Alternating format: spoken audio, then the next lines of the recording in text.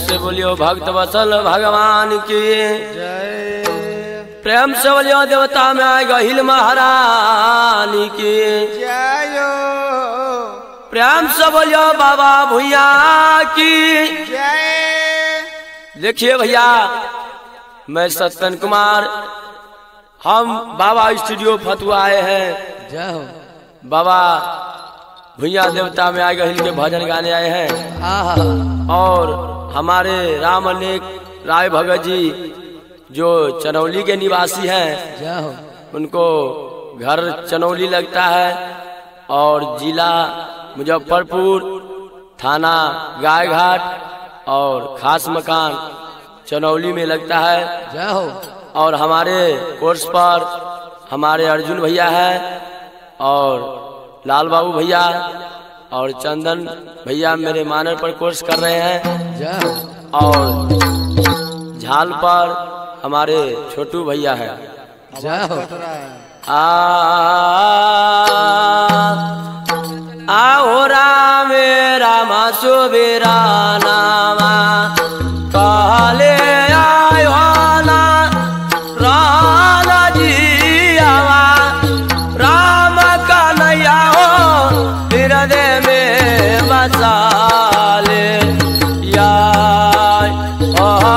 जाना थी नया भागा मान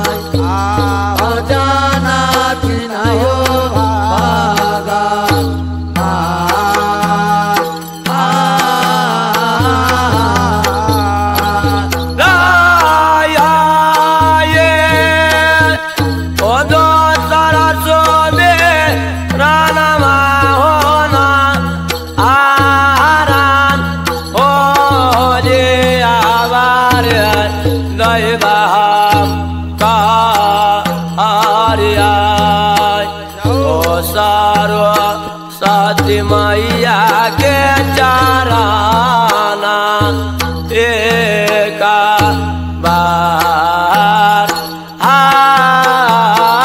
आवे तो सरसो बेरा हो ना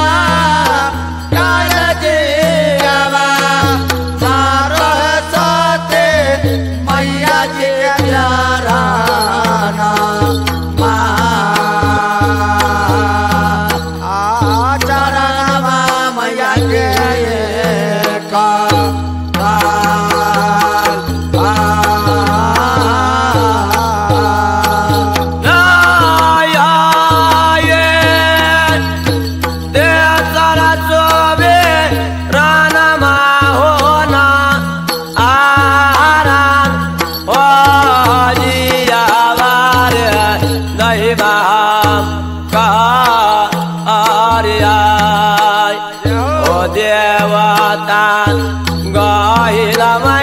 चाराना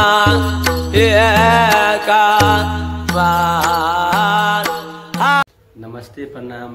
हम सत्यन कुमार आप सभी आदमी के बीच में बाबा भुइया के मरनी गाए हैं।